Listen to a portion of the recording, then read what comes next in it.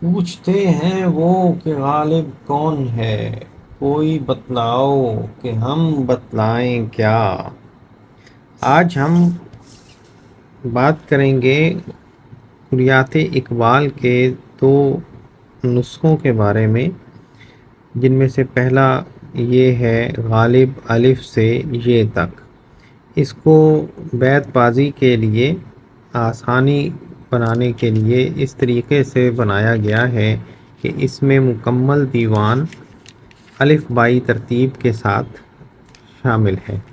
ان کے تمام ایسے اشعار جو الف یا الف مد سے شروع ہوتے ہیں ان کو پہلے رکھا گیا ہے، اور اسی طریقے سے بے سے شروع ہونے والے اشعار اس کے بعد آئیں گے، اور اس طریقے سے یہ ساری ترتیب یہ تک اسی طریقے سے چلے گی۔ اس نسخے کو شائع کیا ہے کوہی گوٹ پبلیکیشنز نے، اور یہ فضلی سنز کراچی سے لیا جا سکتا ہے۔ دیکھیے کہ جیسے ابھی ہم نے جو پہلا شعر پڑھا وہ پے سے شروع ہوتا ہے، تو اس طریقے سے یہ دیکھیے، پوچھتے ہیں وہ کہ غالب کون ہے، کوئی بتلاؤ کہ ہم بتلائیں کیا۔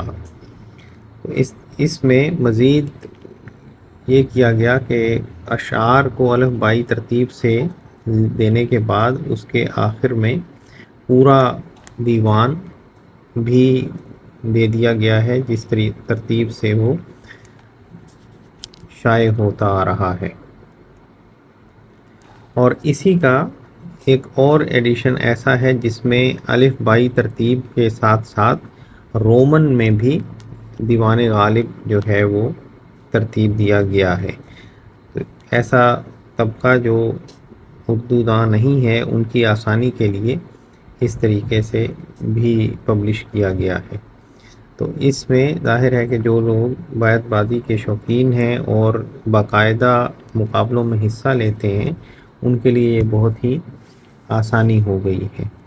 اسی طریقے سے ایک اور نسخہ یہ ہے جس میں الف بائی ترتیب کے ساتھ تمام دیوان کو اکٹھا کیا گیا ہے، یعنی کہ جو غزلیات ہیں ان کو اس طریقے سے ترتیب دی گئی ہے کہ الف سے شروع ہونے والی پہلے، اس کے بعد بے، اور پھر یہ تک یہ سلسلہ جاری ہے۔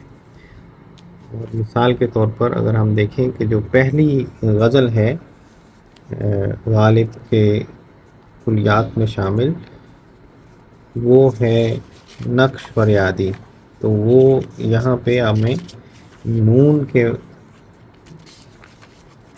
ذیل میں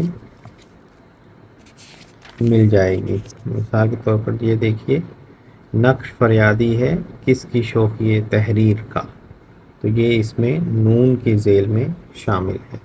تو اس طریقے سے جو لوگ اس سے بھی مدد لے سکتے ہیں کہ جو اس طریقے سے اس کو پڑھنا چاہیں یاد رکھنے کے لیے، وہ الف بائی ترتیب کے ساتھ غزلیات اس میں اکٹھی کر دی گئی ہیں، اور اس کو گوشہ ادب کوئٹہ نے شائع کیا ہے۔